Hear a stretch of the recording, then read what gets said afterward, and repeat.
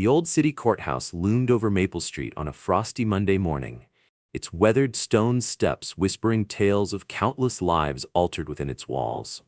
Among those climbing the steps that day was Angela Carter, a 35-year-old black mother of three. Her court-appointed lawyer walked beside her as she ascended, hands trembling but head held resolutely high. Inside courtroom 4A, the atmosphere felt oppressively still, as though the walls themselves anticipated the weight of what was to come. Angela sat stiffly in a hard wooden chair, her best gray dress carefully ironed, a dress she usually reserved for church Sundays. Her weary eyes betrayed the toll of 3 months in the cramped confines of Greenridge County Jail, where she had awaited this pivotal moment. It all stemmed from a small, unlabeled bottle of pills found in her car during a routine traffic stop. She had tried to explain they belonged to her elderly mother, but the explanation had fallen on deaf ears. And now she sat facing Judge Robert Winfield, a man whose reputation cast a shadow as imposing as the courthouse itself. Judge Winfield, 64, strode into the room at precisely 9 a.m., his black robe billowing like the wings of a crow. Known for his stringent sentencing, Winfield had held his position for nearly 2 decades, earning whispers of bias that echoed through the halls of Briarwood County.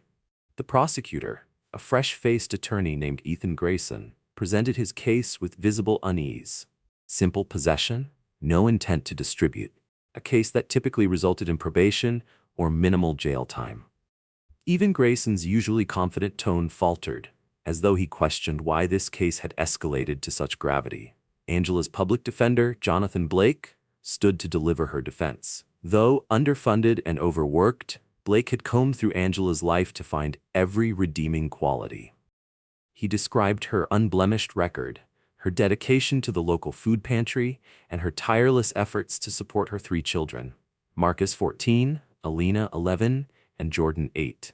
She juggled a morning shift at a small diner with nighttime cleaning work at Briarwood General Hospital, providing for her family as a single parent. "Your Honor," Blake implored, his voice echoing in the tense courtroom, "Mrs. Carter is a pillar of her community. The pills in question were her mother's heart medication. While it was an error not to carry them in the original bottle, this was a mistake, not a crime deserving of severe punishment." Judge Winfield remained unmoved, his sharp blue eyes fixed on Angela. His expression was unreadable as the defense concluded, but the room seemed to hold its collective breath. Law students and spectators in the gallery sensed an ominous undercurrent. When Angela stood to address the court, her voice was steady despite the storm brewing in her chest. "Your Honor," she began, her words carefully measured, "I understand I made a mistake. But my children need me. My mother needs me. I've learned my lesson, and I promise you'll never see me in this courtroom again." A heavy silence descended as Judge Winfield leaned back, shuffling the papers before him.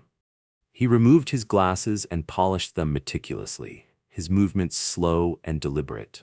When he finally spoke, his voice was cold and unyielding. "Mrs. Carter," he said, his tone measured and chilling, "this court has heard too many excuses, too many promises of reform. The law must be respected, and examples must be made." After a calculated pause, he delivered his verdict. "Taking into account the evidence and your clear disregard for legal procedures, I sentence you to life imprisonment with the possibility of parole after 25 years. The courtroom erupted in gasps, a chorus of disbelief. Jonathan Blake shot to his feet, his face a mixture of outrage and desperation. "Your Honor, this sentence is unprecedented and grossly disproportionate." "Silence," Winfield thundered, his gavel slamming down like a thunderclap. "One more word, Mr. Blake, and you'll find yourself in contempt of court." Angela stood frozen as the bailiff approached with handcuffs. The cold steel snapped around her wrists, and her composure cracked. Quiet sobs escaped her, reverberating in the stunned silence. Even Ethan Grayson shuffled his papers nervously, avoiding the accusing gazes of the spectators. As Angela was led away, her voice broke through the air, a desperate plea hanging in the room. "Please, someone call my children's school. They're waiting for me to pick them up." As Judge Robert Winfield disappeared behind the heavy oak door to his chambers, he failed to notice the tears streaking Angela Carter's face or the pained expression on the court reporter's face. Even the bailiff, tasked with escorting Angela, moved with unusual gentleness, visibly uncomfortable with what he had witnessed. Outside the towering Lakewood courthouse, dark clouds rolled across the sky, as though nature itself was mourning the injustice that had just taken place. None of the people leaving that morning could have imagined that the verdict would ignite a chain of events that would forever alter their city. Miles away, Mayor Daniel Harper sat in his office on the 15th floor of City Hall.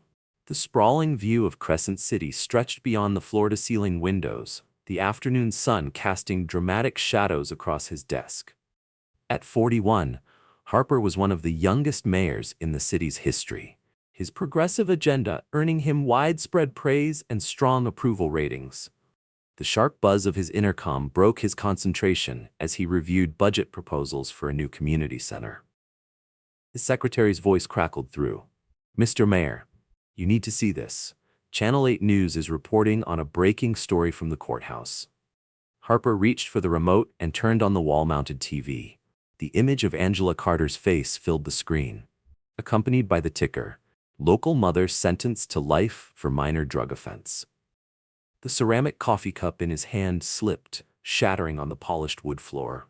His hands trembled as the reality of what he was seeing began to set in.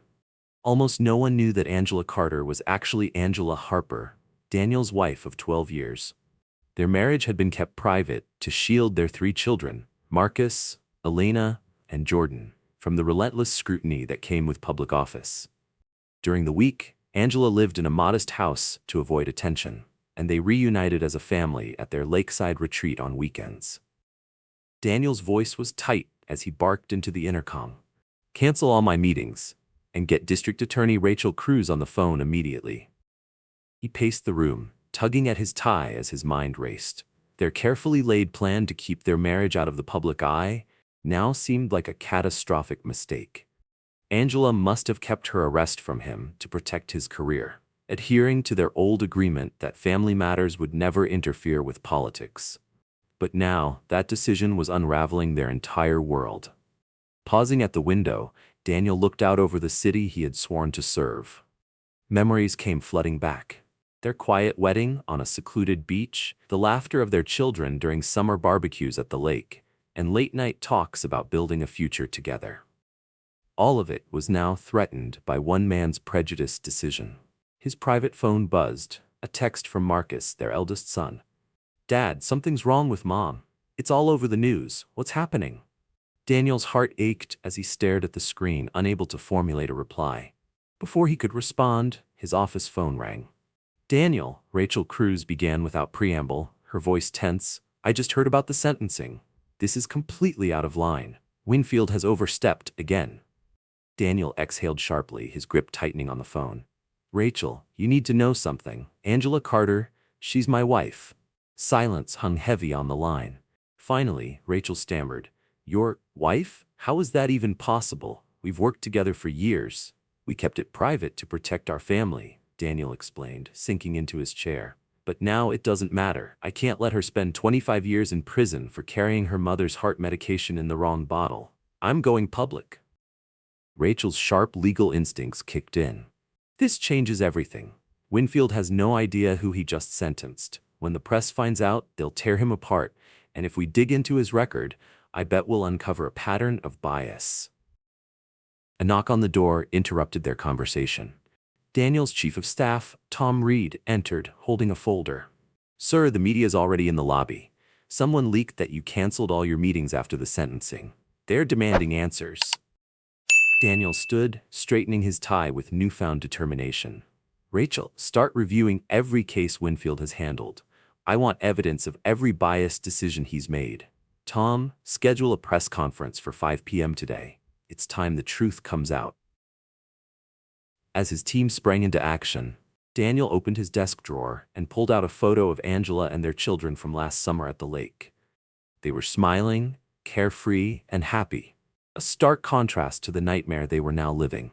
He gently traced his finger over Angela's face. "I'm going to fix this," he whispered to the empty room. "I swear I'll make this right." The afternoon sun streamed through the windows, casting long shadows across the city skyline. Outside, the storm clouds gathered, signaling that a reckoning was on its way. In just a few hours, Mayor Daniel Harper would stand before the world and make a revelation that would shatter the carefully constructed facade of justice in Crescent City. In her cell at Riverview County Jail, Angela Carter sat on the edge of a narrow cot, staring at the dim ceiling. She had no idea that, miles away, her husband, Mayor Daniel Harper, was preparing to risk everything: his career, their privacy, and the carefully constructed life they had built, to confront a justice system that had failed her. The ticking clock on the wall marked each second, counting down to 5 p.m., when a revelation would set their city on a path no one could have foreseen. Across town, District Attorney Rachel Cruz worked late into the night in her cramped office on the 4th floor of the Crescent County Courthouse. The soft glow of her desk lamp illuminated piles of case files, turning her space into something resembling a war room. Rachel scribbled a note onto yet another sticky tab, muttering to herself, "This can't just be coincidence." Her assistant, Tim Harris, had spent hours pulling records of cases presided over by Judge Robert Winfield in the last 5 years. The emerging pattern was alarming. Defendants of color, particularly Black and Hispanic individuals, received sentences that were consistently 3 to 4 times longer than those given to white defendants for similar offenses. The disparity was undeniable, yet it seemed to have evaded scrutiny, until now. Rachel reached for her coffee mug only to find it empty again. She sighed, standing to refill it, when her phone buzzed with a message from Daniel Harper. "Any progress?" it read. She quickly typed back, 47 cases so far, all showing clear bias. Meeting tomorrow at 8 a.m. The reply came immediately, "I'll be there." Just then, Tim rushed into her office holding a thick folder. His usually immaculate shirt was wrinkled, and his tie hung loosely around his neck. "Miss Cruz, you need to see this," he said, placing the folder on her desk. Rachel opened it, her eyes narrowing as she scanned the pages. It contained records from Judge Winfield's private practice before his judicial appointment. Her brows furrowed deeper with each line. "He represented multiple organizations with a history of discrimination," she said aloud, "and even authored opinions supporting segregation in private schools." "There's more," Tim said, handing over several yellowed newspaper clippings. In 1986, he was part of a law firm that tried to block the construction of a Black church in his neighborhood. The case was dismissed, but his name is all over the legal briefs. Rachel leaned back in her chair, stunned by the implications. "This isn't just about Angela Carter," she said, her voice resolute. "This is about 15 years of systemic discrimination from the bench." Without hesitation, Rachel picked up her phone and dialed Judge David Morales, head of the State Judicial Review Board. Despite the late hour, he answered on the second ring. "David, I'm sorry to call so late, but this is urgent. We've uncovered evidence of long-term judicial misconduct by Judge Winfield. I need an emergency hearing." As she spoke, Tim continued sorting through files, occasionally passing her notes or pointing to important documents. A spreadsheet on her computer grew longer with each entry, cataloging case after case where Winfield's sentences deviated sharply from state guidelines, always harsher, always targeting minorities. After hanging up with Morales, Rachel moved to her office window. The city lights twinkled in the distance, masking the quiet despair she knew Angela must be feeling, spending her first night in prison, separated from her children. The thought steeled Rachel's resolve. A knock at her door broke her train of thought. Jessica Lim, a young clerk from the courthouse archive, entered carrying another box. "Miss Cruz, I found these in the basement. They're Winfield's first-year case files," Jessica said, setting the box down. Rachel nodded tiredly, but gratefully. "Add them to the pile. And thank you for staying late, Jessica." As Jessica left, Rachel's phone buzzed again. This time, it was a news alert. "Mayor Harper to make personal statement tomorrow regarding Carter case." She put the phone down and took a steadying breath. She knew Daniel was taking an enormous risk by revealing their marriage to the public. But with the mounting evidence before her, she also knew it was the right choice. This wasn't just about Angela anymore. It was about the integrity of the entire justice system. Tim appeared in the doorway again, his voice hesitant. "Should we call it a night? It's almost midnight." Rachel shook her head, picking up another file. "Angela Carter doesn't get to go home tonight," she said firmly. Neither do the other people Winfield wrongly sentenced. The least we can do is keep working. As the clock edged toward midnight, District Attorney Rachel Cruz remained at her desk, the glow of her office lamp casting long shadows on the stacks of files that filled the room. The quiet hum of the courthouse contrasted with the storm brewing inside. Years of judicial corruption unearthed and laid bare. Tomorrow would bring Mayor Daniel Harper's revelation, a media frenzy, and the beginning of a battle that would shake the entire legal system. But tonight, Rachel and her team worked tirelessly, preparing the case that could expose 15 years of systemic bias. At precisely 4:45 p.m. the next day, the press room at Crescent City Hall was abuzz with activity. Reporters from local outlets and national networks packed the space, their cameras poised. Speculation was rampant about why Mayor Harper had called this emergency press conference. Whispers about the controversial sentencing of Angela Carter swirled among the crowd. Behind the stage, Daniel stood with his chief of staff, Tom Reed. Daniel adjusted his tie for what felt like the 100th time, his fingers brushing against the folded statement in his hand. His heart pounded as he thought about Angela spending her second night in jail. "Are you absolutely sure about this?" Tom asked, his voice low and serious. "Once you say these words, there's no turning back. Your career, your privacy, your kids' lives, everything will change." Daniel glanced at the wedding band on his finger, no longer hidden in his pocket. His voice was firm. "Angela's worth it. The truth is worth it." At exactly 5 p.m., Daniel stepped up to the podium, the bright flashes of cameras hitting him like lightning. He gripped the sides of the podium, looked directly into the main camera, and began. "Good evening. Tonight, I stand before you not just as your mayor, but as a husband and a father." He paused, steadying his voice as it grew stronger. "Angela Carter, the woman sentenced to life in prison yesterday by Judge Robert Winfield, is my wife." The room erupted into chaos. Gasps filled the air. Reporters leapt to their feet and questions flew from every corner. Camera flashes intensified, capturing every angle of Daniel's shocking declaration. He raised his hand to silence the crowd and continued. "For 12 years, Angela and I have kept our marriage private to protect our 3 beautiful children and allow her to live a life outside the glare of politics. But that privacy has now been turned into a weapon against her." Daniel reached into his pocket and pulled out a photograph, holding it up for all to see. It was a family photo from their last summer at the lake. "This is my family," he said, his voice breaking slightly. "Angela is not just case number 47,231. She is a devoted mother, a loving wife, and a kind, hardworking member of this community." He set the photo down and let his tone harden. "Judge Winfield's sentence is not just an attack on my wife. It is a symptom of a much deeper problem in our justice system, a problem of unchecked bias and discrimination that has persisted for far too long." At Riverview County Jail, inmates and guards gathered around the communal television to watch the broadcast. In her cell, Angela sat on the edge of her cot, tears streaming down her face as she listened to Daniel fight for her. Back at City Hall, Daniel revealed the preliminary findings of Rachel Cruz's investigation. An initial review of Judge Winfield's cases shows a consistent pattern. Sentences given to minorities were 3 to 4 times longer than those given to white defendants for the same offenses. "This ends now," Daniel declared, his voice unwavering. Reporters scrambled to take notes, phones buzzed with breaking news alerts, and social media lit up with hashtags, "Justice for Angela," and #investigate Winfield. In his chambers, Judge Winfield watched the press conference in stunned silence, his face growing paler with each word. "I am calling for an immediate review of all cases presided over by Judge Winfield," Daniel announced, "and I am formally requesting that the State Judicial Review Board investigate his fitness to serve on the bench." Then turning directly to the camera, Daniel's voice softened. "To our children watching at home, Marcus, Alina, and Jordan, I'm sorry we had to hide our family for so long.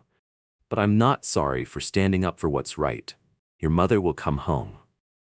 The questions came in a flood, reporters shouting over one another in a frenzy of curiosity and urgency. Daniel answered each question calmly, revealing more about Angela's case, their private life, and the alarming evidence against Judge Winfield. Across Crescent City, families tuned in, watching their mayor transform from a political leader to a husband fighting for his wife. Social media exploded as people shared clips of the speech, calling it one of the most courageous moments in recent political history. When the press conference finally ended, Daniel walked off the stage, knowing that nothing about his life would ever be the same. As he reached his office, his phone buzzed. It was a text from Marcus. "Dad, you're amazing. Mom would be so proud." Daniel smiled through tears. He had made the right decision. The truth was finally out, and like a stone cast into still water, its ripples were already spreading, reaching beyond one family, one judge, and one city. The fight for justice had only just begun. The morning after Mayor Daniel Harper's explosive revelation, veteran journalist Clara Vega sat at her desk at the Crescent Herald, surrounded by stacks of old newspapers and dusty files. Her editor had given her a singular mission: dig into Judge Robert Winfield's past. Clara's 20 years as an investigative journalist had taught her one unshakable truth. Everyone has secrets, and Judge Winfield's, she would soon discover, were darker than most.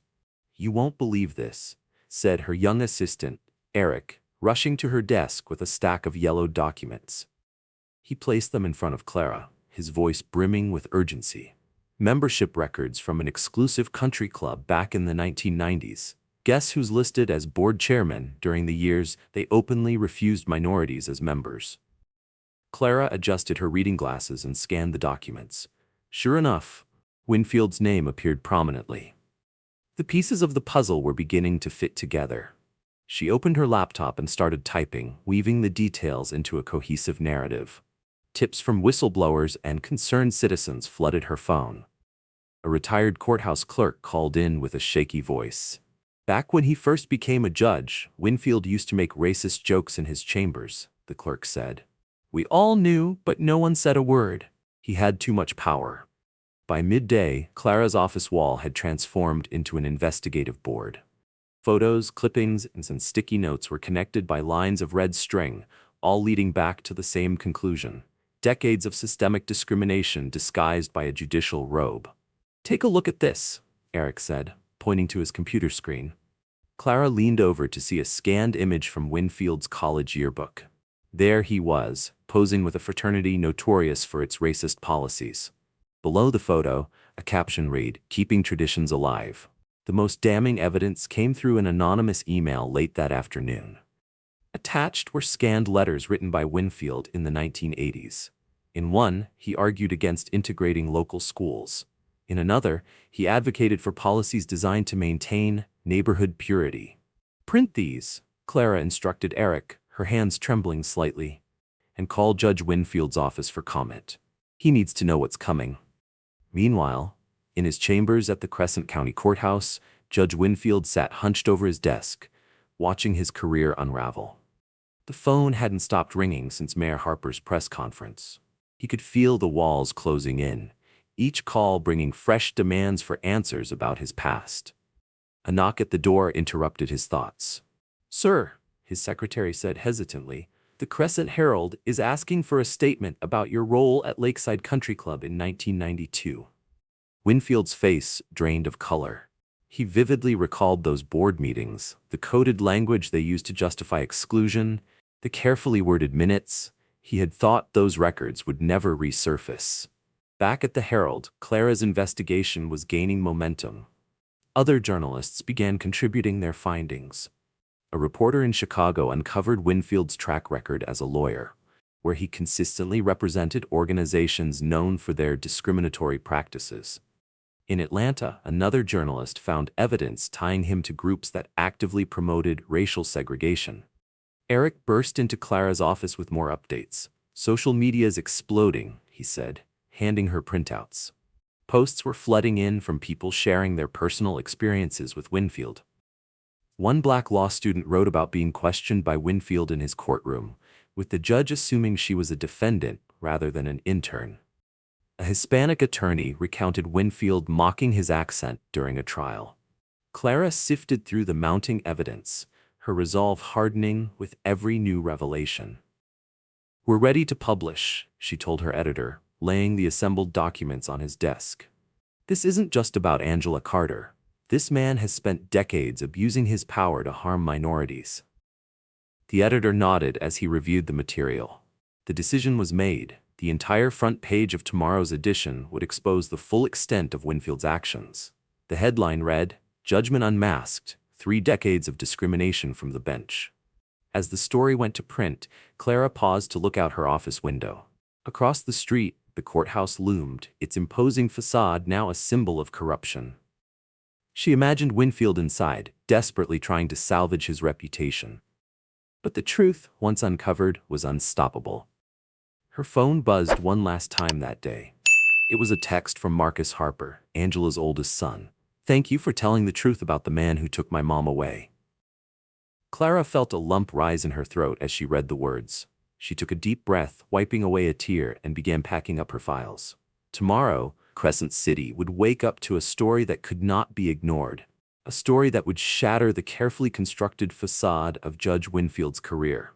The weight of his decades-long prejudice would finally come crashing down. In her cell at Riverview County Jail, Angela Carter slept soundly for the first time in weeks, unaware of the storm of change brewing outside. The next morning's headline in the Crescent Herald would alter everything, shedding light on decades of hidden injustice in the city's judicial system. Like sunlight breaking through clouds, the truth was beginning to dismantle the darkness. By dawn, the streets surrounding the courthouse had transformed into a sea of peaceful protesters. People from every corner of Crescent City gathered, holding signs that read "Justice for Angela" and "No room for racist judges." The energy was palpable as the crowd swelled. Reverend Elijah Green, a respected community leader, stood on the courthouse steps, addressing the growing mass through a megaphone. "At 67, I've witnessed many fights for justice," he said, his deep voice echoing across the plaza. "But today is different. Today, we are not divided by race or wealth. We stand together, united by something stronger, our demand for what's right." Among the crowd stood Marcus Harper, Angela's 14-year-old son, flanked by his siblings and their grandmother. Marcus held a sign with a family photo that read, "We need our mom home." News cameras zoomed in on their faces, and the children quickly became the poignant symbols of the fight against injustice. Nearby, Sophia Kim, a local cafe owner, passed out water bottles and sandwiches to protesters. She told a reporter, "Angela used to come to my diner every morning before work. She always had a kind word for everyone. Now it's our turn to show up for her." Inside City Hall, Mayor Daniel Harper watched the growing crowd from his window, his phone buzzing non-stop with messages of support. Mayors from across the country were reaching out. Even the governor had called, expressing concern over Judge Winfield's actions. "Sir," Daniel's assistant interrupted, "Reverend Green is here with several community leaders. They have a proposal." The mayor's conference room soon filled with religious leaders, civil rights advocates, and local business owners. Together, they presented a bold plan, a citywide boycott of the judicial system until Judge Winfield was removed and Angela's case was reviewed. Attorney Michael Lewis, speaking for the group, declared, "We'll postpone all non-emergency cases. Every lawyer who believes in justice will stand with us." Back at the county jail, Angela watched the protests on the communal television. Inmates gathered around her, some offering words of encouragement, while others simply gave her nods of support. Even the guards seemed to carry themselves differently, quietly expressing hope that she would find justice. Outside, the crowd continued to grow. Students from Crescent University arrived in droves, bringing fresh energy and creative signs. "History will judge Winfield," and "Injustice anywhere is a threat to justice everywhere" became rallying cries. In the center of it all, Mrs. Peterson, Angela's 72-year-old neighbor, sat in her wheelchair, holding a simple but powerful sign. She was taking my heart medicine. Her quiet presence touched hearts and reminded everyone that Angela's crime had been an act of kindness. Social media exploded with support for Angela's cause. The hashtags "Justice for Angela" and "Investigate Winfield" trended nationwide. Videos of the protests went viral, shared by celebrities and activists, bringing national attention to the city's fight for justice. Local businesses found their own ways to show solidarity. The cafe where Angela had her morning coffee placed a sign on her usual table that read, "Reserved for Angela." The hospital where she worked nights hung a massive banner across its entrance that read, "We stand with Angela."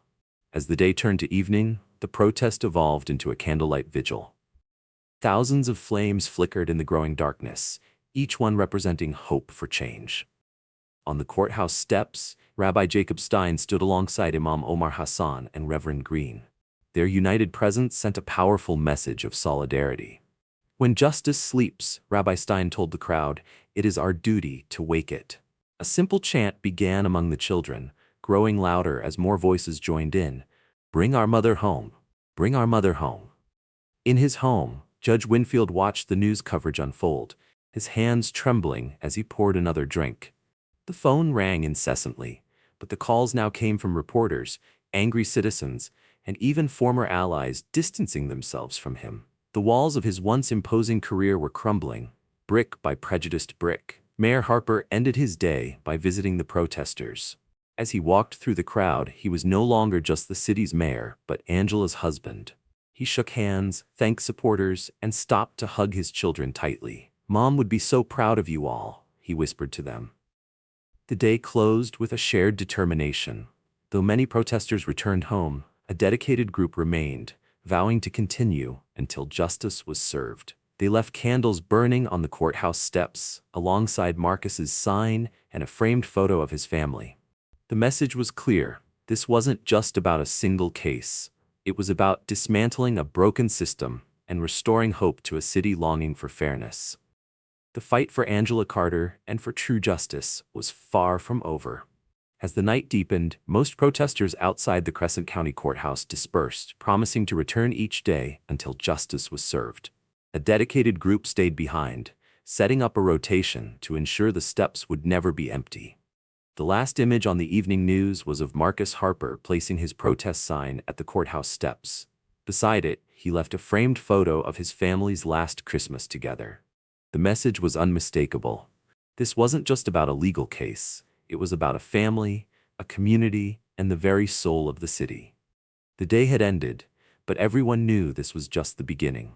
Tomorrow would bring more voices, more determination, and a collective push to right a grievous wrong. The next morning, the State Appeals Court building gleamed in the sunlight, its imposing structure standing as a symbol of hope and accountability. Inside courtroom 2A, every seat was filled. Renowned civil rights attorney Malcolm Bennett, known for his unyielding pursuit of justice, stood ready to argue Angela Carter's appeal. His relentless advocacy had earned him the nickname the People's Defender, and today he was representing Angela pro bono. "Your Honors," Bennett began, his voice resonant and commanding. What transpired in Judge Robert Winfield's courtroom wasn't just a miscarriage of justice. It was an assault on the very principles our legal system stands for. The three appeals judges leaned in attentively. Judge Clara Moreno, known for her impartiality, flipped through the thick evidence file before her. Judge Benjamin Lee scrolled through records of Winfield's cases on his tablet. The senior judge, Harold Whitman, fixed his gaze on Bennett, his expression one of intense focus. In the gallery, Mayor Daniel Harper sat with his children. Despite having missed 2 weeks of school, Marcus had insisted on attending. "Mom needs us all here," he'd said that morning.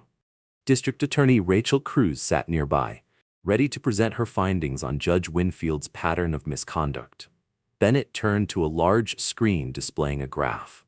For over 15 years, Judge Winfield's sentencing of minorities has been disproportionately severe. On average, terms were 32% longer than those given to white defendants for identical crimes.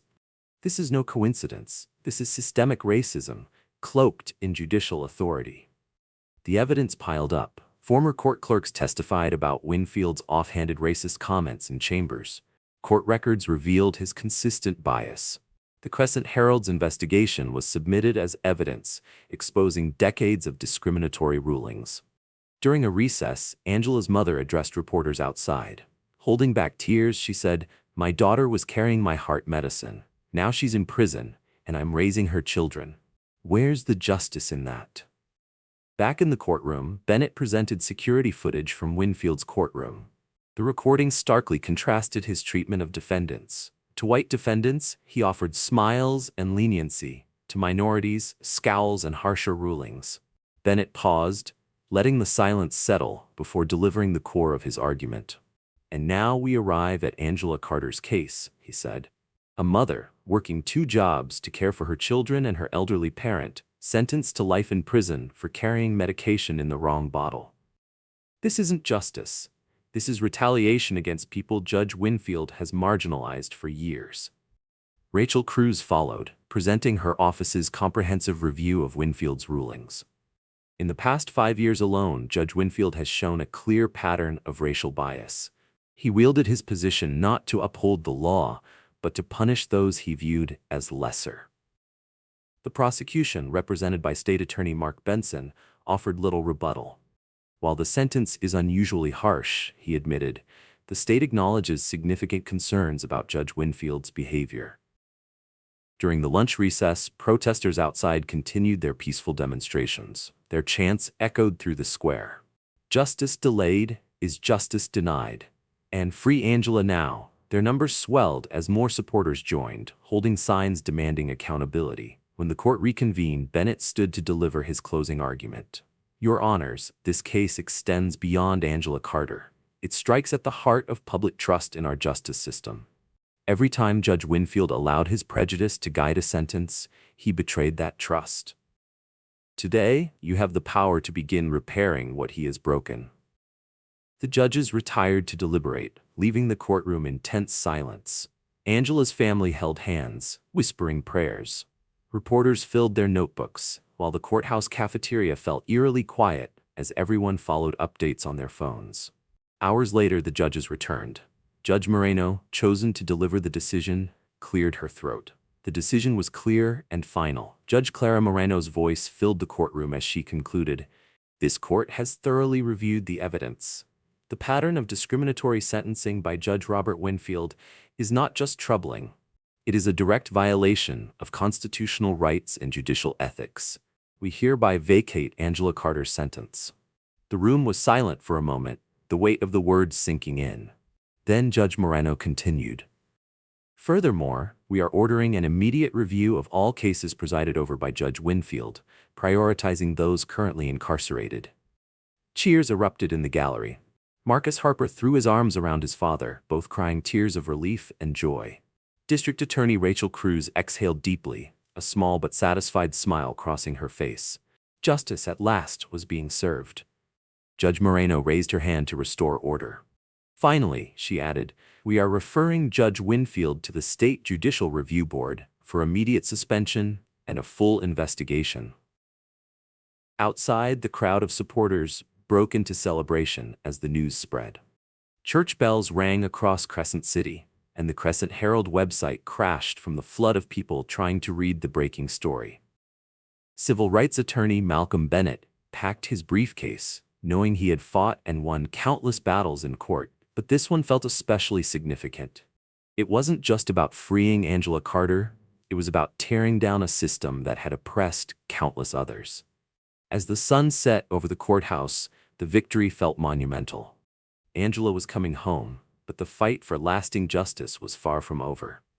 The day Angela Carter walked out of Riverview County Jail was bright and clear. She stood at the gates, the same navy blue dress she had worn to court 3 weeks ago clinging to her in the breeze.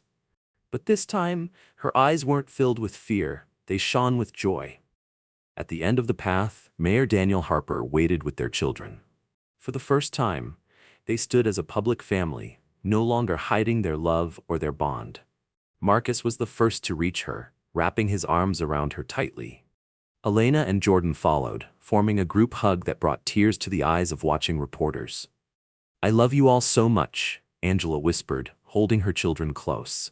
When she finally reached Daniel, they embraced and shared their first public kiss as husband and wife. No longer constrained by secrecy, they stood together as a family reunited.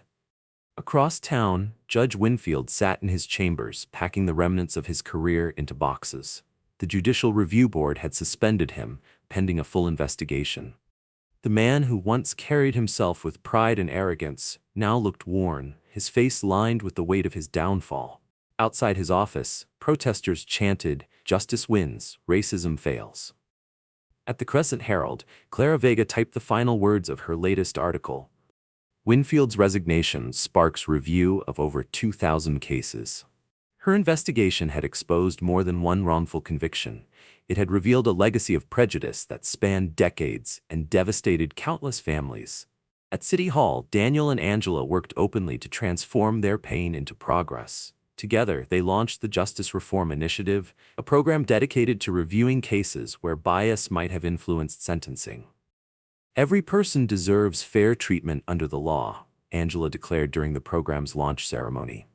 Standing confidently at the podium, she added, "What happened to me was horrible, but if my experience helps fix our broken system, then some good has come from it." The changes were swift. The state Supreme Court mandated bias training for all judges and implemented guidelines requiring regular reviews of sentencing patterns. Other cities took note, launching their own investigations into judicial misconduct and systemic bias. Angela returned to her normal life, but things were far from the same. When she walked into the diner for her first shift back, customers stood and applauded. At the hospital where she worked night shifts, her colleagues had thrown a welcome-back party. Her story had not only inspired the community, but also sparked a reckoning across the nation. Meanwhile, Marcus took inspiration from his mother's resilience. He started a student group at his high school called Youth for Justice, where students studied civil rights history and learned how to combat discrimination through advocacy. "My mom taught me that standing up for what's right is worth any price," he told his classmates. The Harper family moved into the mayor's residence, no longer needing to hide their love. Their first Sunday dinner as a public family was even covered by local news. Angela, smiling as she served her mother's favorite meal to her husband and children, became a symbol of justice restored. At the district attorney's office, Rachel Cruz and her team worked overtime reviewing Winfield's old cases. Each day brought new stories of families torn apart by his bias and of lives slowly being pieced back together as unjust sentences were overturned. The city changed, too. People who had never questioned the system now attended court proceedings, and community groups formed to monitor the fairness of judicial decisions. At their lakeside retreat, now a place for public gatherings, Angela hosted support groups for families affected by judicial bias. We're not hiding anymore," she told them. "We're fighting together." 1 month after her release, Angela stood once more on the steps of the Crescent County Courthouse. This time, she wasn't a defendant, but a keynote speaker at a justice reform rally. The crowd before her was a mosaic of people from all walks of life, united in their pursuit of fairness. "My story had a happy ending," Angela began, her voice firm and clear, "but there are countless others still waiting for justice. Our work won't be finished until every person who steps into a courtroom is judged by their actions, not their race." Daniel Harper watched his wife from the sidelines, his heart swelling with pride. Angela's transformation from a victim of systemic injustice to a powerful advocate for reform had been nothing short of remarkable. Their once private love had become a public symbol of resilience and hope. Nearby, their children sat on the courthouse steps, smiling and unafraid to show the world who they were. As the rally drew to a close, the setting sun cast a warm glow over the courthouse. Angela and Daniel walked home hand in hand, their children running ahead, their laughter filling the quiet streets. Along the way, they passed the cafe where Angela still worked morning shifts, greeted warmly by patrons who now saw her as a hero.